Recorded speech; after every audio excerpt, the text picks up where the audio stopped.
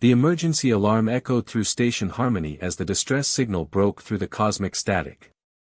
Ambassador Veltar of the Centauri delegation quickly adjusted his translation device while other council members gathered around the main communication console.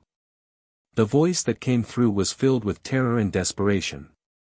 "This is Colony Administrator Nethalia calling from the Zalani settlement on planet Kepler 442b. We are under attack by Vorthak military forces. They have already wiped out 3 of our major cities. Our people are dying. Please, anyone who can hear this message, we desperately need help. Our defense systems are completely overwhelmed and failing fast." The massive council chamber fell silent except for the crackling static of the transmission. Representatives from dozens of alien species looked at each other with worried expressions, but their faces showed the same calm, measured response they always displayed during crises. The Vorthak Empire had been expanding aggressively for years, taking over smaller worlds and enslaving weaker species. This wasn't exactly surprising news, though the level of violence described in the message was more brutal than their usual conquests. The council speaker, a tall blue-skinned alien with 4 arms, stood up slowly and cleared his throat. "We shall immediately convene the Peace Mediation Committee to discuss this matter thoroughly. Diplomatic representatives will be carefully selected and dispatched to the affected region within our standard 6-week preparation timeline." 6 weeks. That was how long it would take the most powerful governing body in the galaxy to organize a response to genocide. The other council members nodded approvingly at this measured, civilized approach to handling the crisis. But 3,000 light-years away from Station Harmony, in a small monitoring station orbiting Earth's moon, Lieutenant Jake Morrison was hearing the same transmission with very different ears. His hands moved quickly across his control panel, pulling up the raw, unedited version of the distress call that the Galactic Council had cleaned up for their official broadcast. "Commander Davis, you really need to see this right now," Morrison called out, his voice shaking with barely controlled rage. Commander Rebecca Davis walked over to Morrison's station, expecting another routine Deep Space Patrol report. Instead, she found herself watching footage that made her stomach turn. The unfiltered transmission showed Vorthak soldiers marching Zalani families out of their homes and executing them in the streets. Children were crying as their parents were shot down in front of them. Entire city blocks were burning while Vorthak forces loaded the surviving civilians onto massive slave transport ships like cargo. The Galactic Council had edited out all of this footage, deciding it was too disturbing for general distribution and might cause unnecessary panic among member species. They had reduced the desperate plea for immediate help into a sanitized diplomatic report about territorial disputes and escalating tensions. Davis felt her hands clench into fists as she watched more of the hidden footage. "Get me Fleet Admiral Thompson on the highest priority communication channel available," she ordered through gritted teeth. "Tell him we have a code red humanitarian crisis that requires immediate response." The message rocketed through space to Earth Defense Command headquarters. Within 3 hours, an emergency session had been called with every senior military officer available. Fleet Admiral Austin Thompson stood at the head of the briefing room, watching the holographic display that showed the ongoing massacre happening on Kepler 442b in real time. The room was packed with Earth's top military commanders, all watching the horrific scenes playing out on the main screen. Captain Lisa Rodriguez, who commanded the massive dreadnought ship called Retribution, was the first to speak up. "Sir, the Galactic Council is telling everyone to wait 6 weeks for their diplomatic committee to organize a proper response," she said, her voice filled with disgust. "They want to follow standard procedures and file the correct paperwork before taking any action." Admiral Thompson's jaw tightened as he watched another Zalani city get bombed into rubble. These people don't have 6 weeks. Hell, they probably don't even have 6 days at the rate the Vorthak are moving. Colonel James Parker, head of Earth's Marine Forces, leaned forward in his chair. "What are our options, sir? Our deep space combat fleet is currently spread out across 4 different patrol sectors. It would take time to gather them all together." "Then we gather them," Thompson replied with steel in his voice.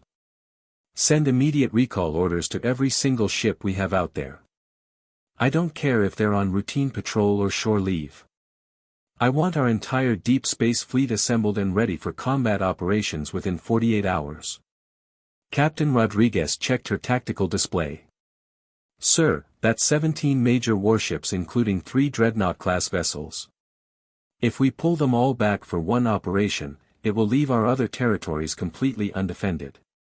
Thompson turned to face the assembled officers, his eyes hard with determination.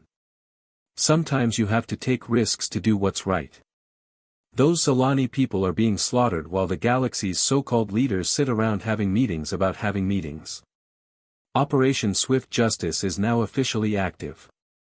The room erupted into activity as orders flew back and forth. Communication officers began sending recall messages to ships scattered across human space. Supply officers started calculating ammunition loads and fuel requirements.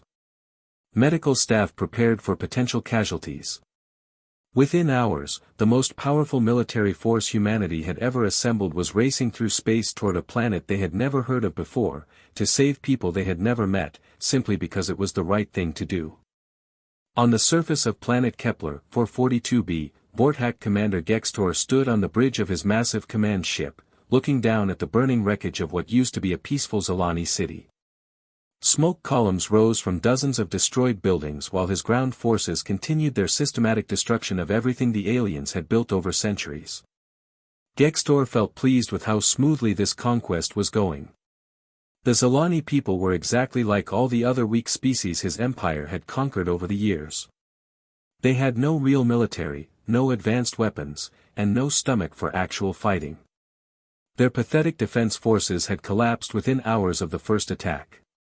Now his troops were just cleaning up the remaining pockets of resistance and loading the survivors onto slave transport ships. Another settlement has fallen, Commander, reported his tactical officer with satisfaction. The northern continent is now completely under our control. We're ahead of schedule by at least 2 weeks. Gextor nodded approvingly as he reviewed the latest casualty reports. Vorthack losses were practically non-existent, while the Zolani population was being reduced exactly as planned. Soon this planet would join the dozens of other worlds that served the Vorthack Empire as sources of slave labor and raw materials. Commander, we're picking up hyperspace disturbance signatures at the outer edge of the star system, his sensor operator announced from across the bridge. Gextor barely glanced up from his victory reports. After years of conquering helpless worlds, he had grown used to this routine interruption. More Galactic Council observers showing up to file their usual complaints, no doubt. Activate our standard communication jamming protocols. They'll watch for a few hours, take some recordings, file their paperwork, and then retreat back to their comfortable council chambers to debate our actions for the next 6 months. The Vorthack had this process down to a science. The galaxy's governing body always sent observer ships to document their conquests, but they never actually did anything meaningful to stop them. The council would spend months arguing about proper diplomatic procedures while entire civilizations disappeared into slavery. But this time, something was different. 3,000 light-years away from the Galactic Council's bureaucratic delays, Admiral Austin Thompson's flagship Liberty materialized out of hyperspace in a flash of brilliant light. 17 other human warships dropped out of faster-than-light travel right alongside her, forming up in a perfect battle formation. The human fleet represented everything Earth could put into deep space. There were fast destroyer-class ships designed for hit-and-run attacks, heavily armed cruisers built for sustained combat, and 3 massive dreadnought vessels that could take on entire enemy fleets by themselves. Every single ship had been constructed in the dangerous space around Earth, built tough enough to survive the cosmic radiation, solar storms, and asteroid fields that made humanity's home system one of the most hostile environments in the galaxy. Admiral, we're receiving an incoming transmission from the Vorthack command vessel, Communications Officer Tyler Bennett reported from his station on the Liberty's bridge. The message that came through was typical Vorthack arrogance. Commander Gextor's voice filled the bridge with the same condescending tone he had used on dozens of previous Council observer teams. Unknown vessels, you are interfering in lawful Vorthack territorial expansion operations. Under galactic maritime law, you are required to immediately withdraw from this system and file any complaints through proper diplomatic channels.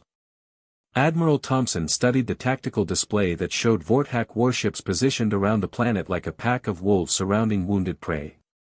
Their formation was designed for intimidation rather than actual combat, since they had never faced serious military opposition before.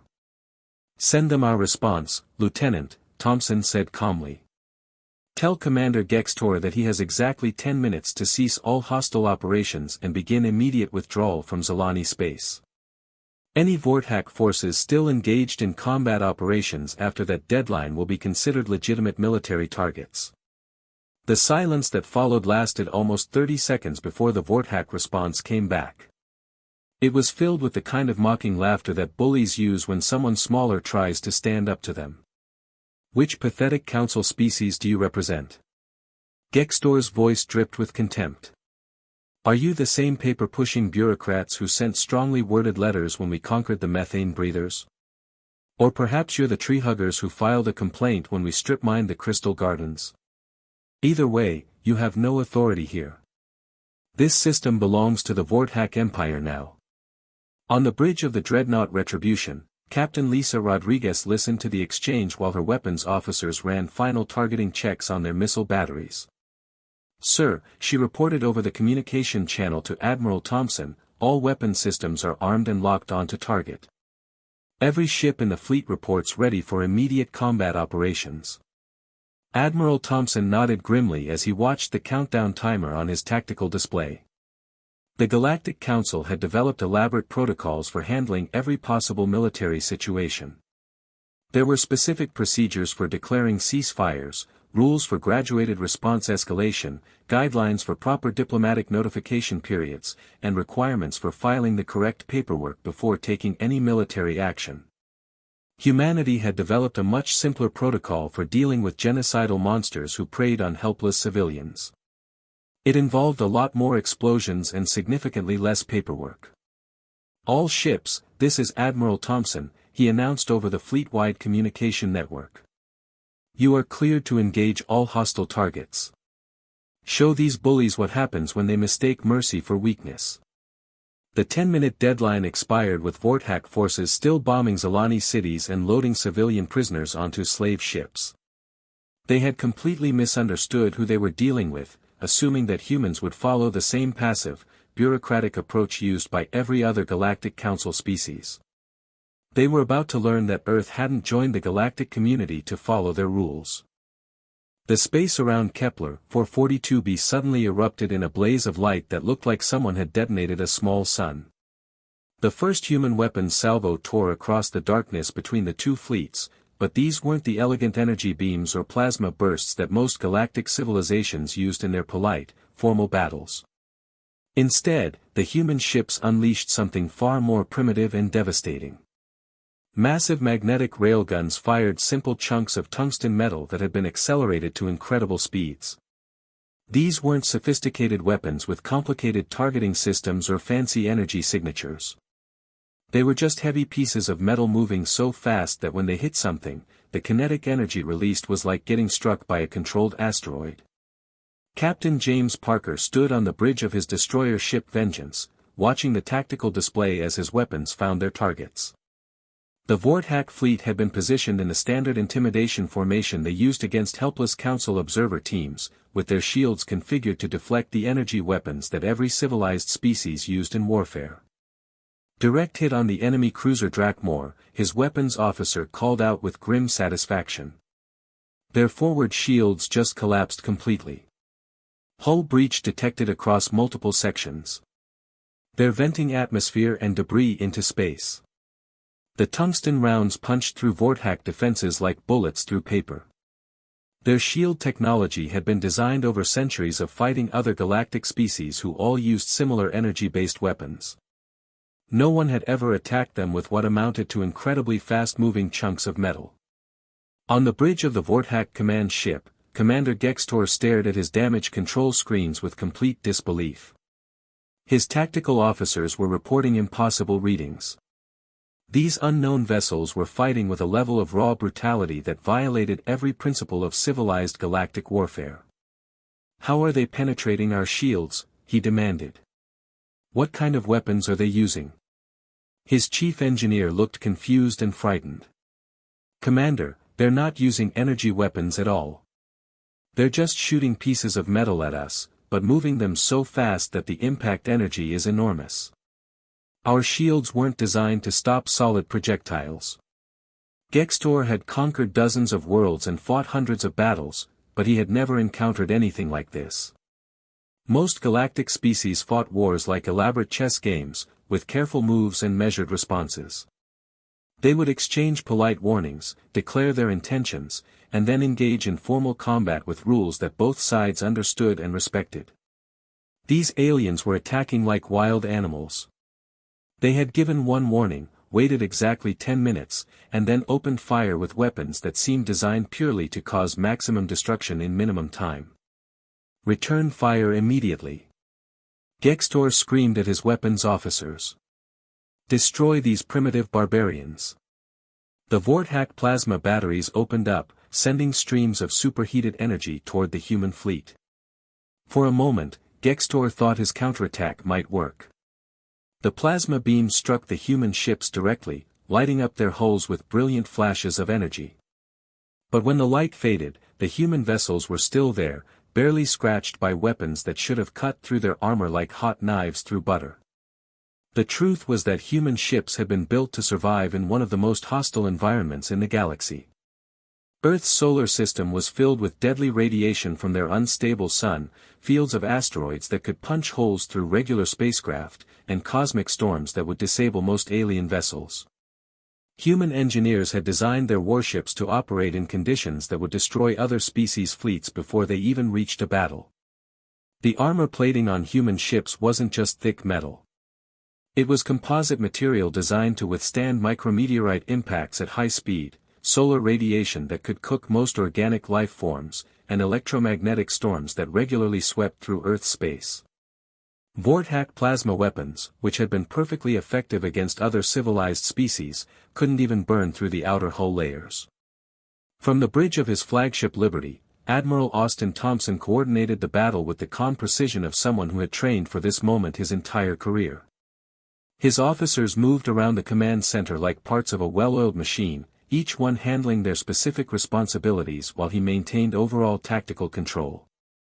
Rodriguez, take your squadron and move to block their retreat routes, Thompson ordered over the communication channel.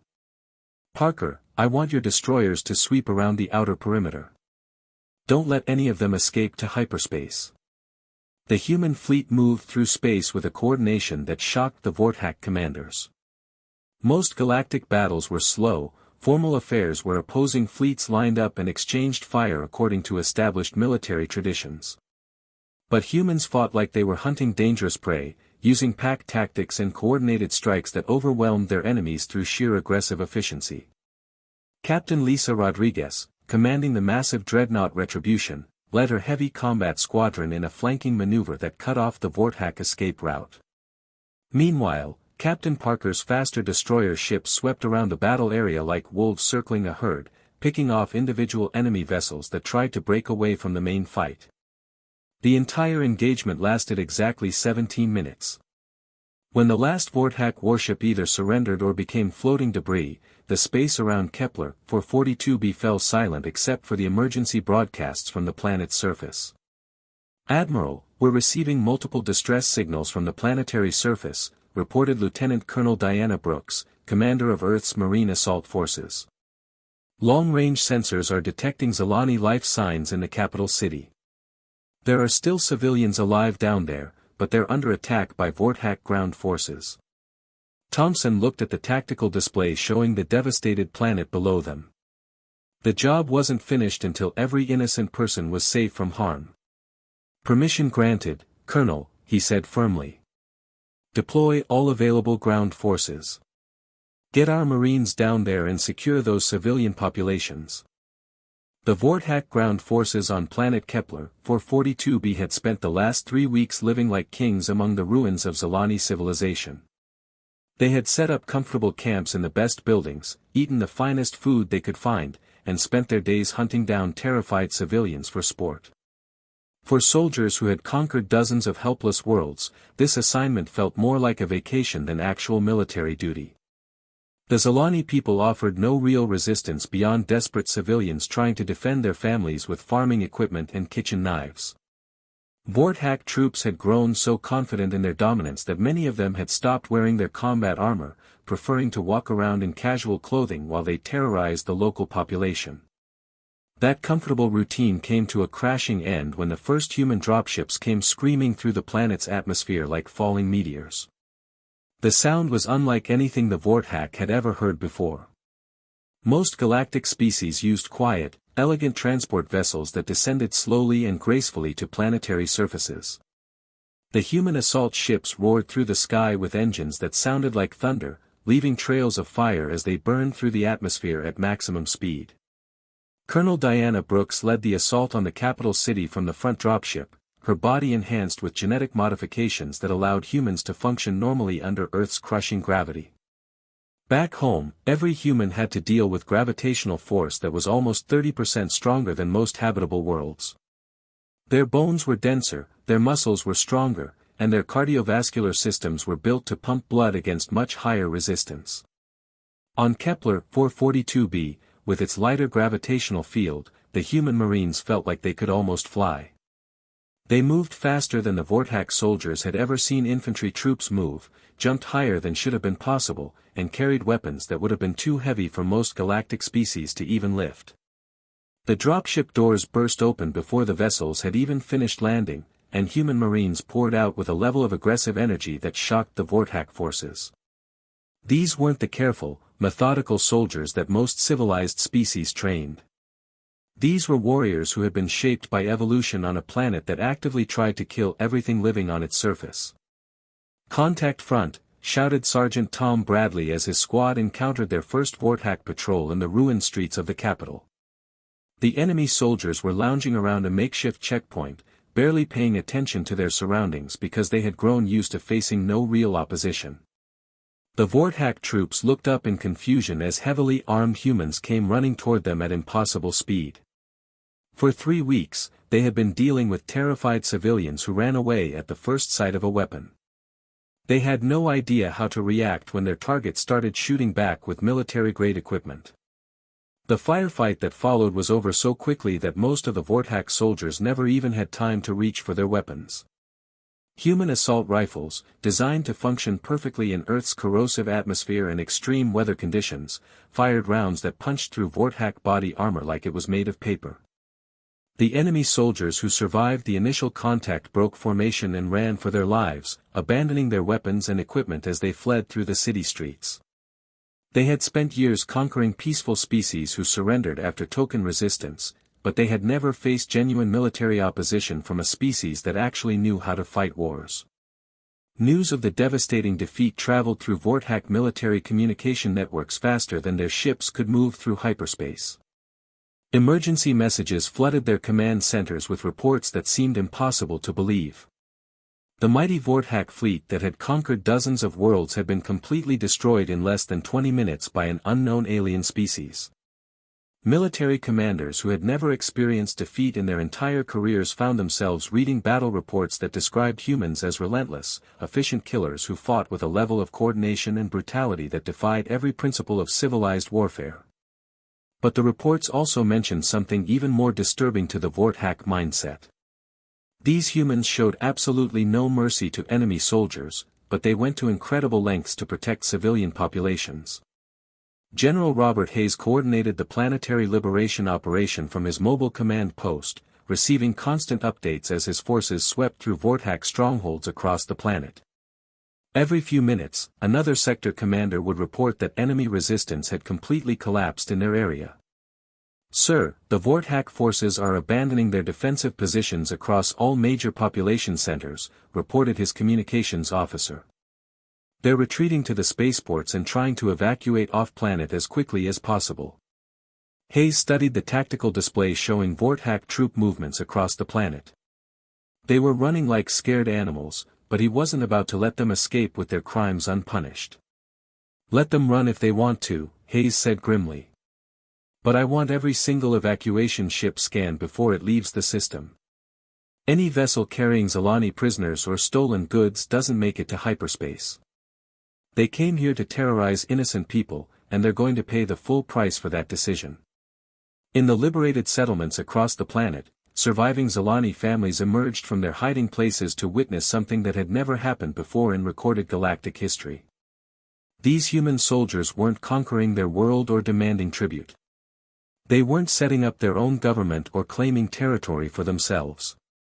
Instead, they were handing out medical supplies, helping rebuild damaged infrastructure, and treating Zilani civilians with a level of respect that the survivors hadn't experienced from any other species. The humans fought not because they wanted to gain something from victory, but simply because they believed that innocent people deserved protection from bullies. For a galaxy that had grown used to the strong preying on the weak, the concept of warriors who fought purely for moral reasons was completely revolutionary. Word spread through hidden communication networks that there was finally a species willing to stand up to oppressors without asking for anything in return. The age of comfortable tyranny was coming to an end.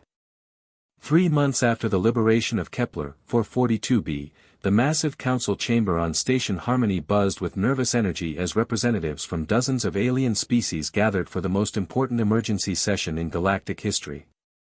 The topic of discussion was something that had never appeared on their agenda before: what to do about the humans. Ambassador Veltar of the Centauri delegation stood at his speaking podium, holding a data tablet filled with reports that still seemed impossible to believe. His 4 eyes scanned the information one more time before addressing the packed chamber. Honored colleagues, I have spent the last 3 months reviewing every piece of intelligence we have gathered about the species called humans and their recent military intervention in the Kepler system, he began, his voice carrying a mixture of amazement and concern. The most remarkable aspect of this entire situation is what the humans did not do after their victory. The chamber fell silent as delegates leaned forward to hear details that challenged everything they understood about galactic politics. According to our observers, the humans asked for no territorial concessions from the Zilani people. They demanded no tribute payments or resource extraction rights. They did not establish military bases or demand favorable trade agreements. They simply ensured that all Zilani civilians were safe, helped repair critical infrastructure, and then left the system entirely. A wave of confused murmuring swept through the assembled representatives. In the thousands of years of recorded galactic history, no military force had ever conquered a system and then simply walked away without claiming some kind of reward for their efforts. But the implications of humanity's actions extended far beyond one liberated planet.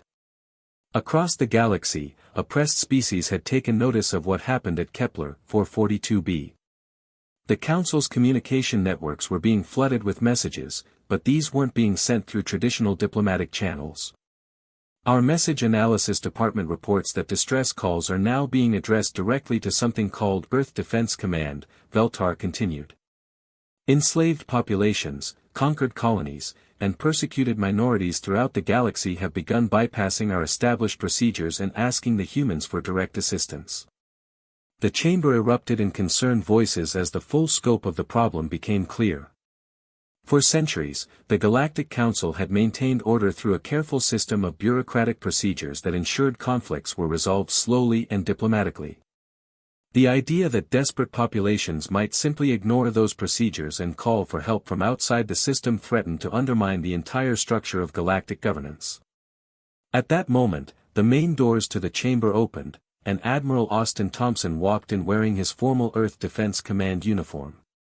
This was humanity's first official appearance before the Galactic Council, and every eye in the room focused on the human representative. Thompson approached the central speaking platform with the confident stride of someone who had commanded fleets in battle. He looked out at the sea of alien faces, some curious, some fearful, some openly hostile, and began to speak in a calm, steady voice. Honored representatives of the Galactic Council, Earth has no desire to disrupt your established governmental systems or interfere with your traditional diplomatic processes, he said, his words carrying clearly through the chamber's translation systems. We simply operate under the belief that when innocent beings cry out for help, someone with the power to assist them should answer that call. The reaction was immediate and intense. Some delegates nodded in apparent agreement, while others looked shocked at the directness of Thompson's statement. But the most dramatic response came from the Vorthak delegation. The surviving Vorthak representative, one of the few members of their species who had escaped the destruction of their military fleet, rose from his seat with barely controlled fury. His voice shook with rage as he pointed an accusing finger at Thompson. "These humans are nothing but savages," he declared. "They wage war without following proper diplomatic protocols. They attack without giving adequate warning periods. They show no respect for established territorial boundaries or legal conquest procedures." Thompson turned to face the Vorthak delegate directly, his expression remaining completely calm despite the hostile accusation. When he spoke, his voice carried the quiet authority of someone who had seen the worst that the galaxy had to offer and decided to do something about it. "You're partially correct," Thompson replied evenly. "We do wage war without mercy when necessary. But we reserve that approach exclusively for those who prey upon innocent civilians. Perhaps that's a moral distinction your people should have considered before you began systematically enslaving peaceful species." The Vorthak delegate sat down abruptly, apparently having no response to that simple statement of fact. As the council session began to wind down, Lieutenant Tyler Morrison approached Thompson with a priority communication tablet. The Admiral read the urgent messages while the final speeches continued around him. "Sir, we're receiving multiple distress calls from across the galaxy," Morrison reported quietly. "The hegemony forces are attacking refugee convoys in the Outer Rim sectors. The corporate alliance has begun enslaving entire mining colonies in Sector 7. There are reports of 3 other situations that require immediate military response." Thompson looked at the tactical display on Morrison's tablet, showing the current positions of human defense fleets throughout known space. Back on Earth, the shipyards were working around the clock, building new vessels as fast as their industrial capacity would allow.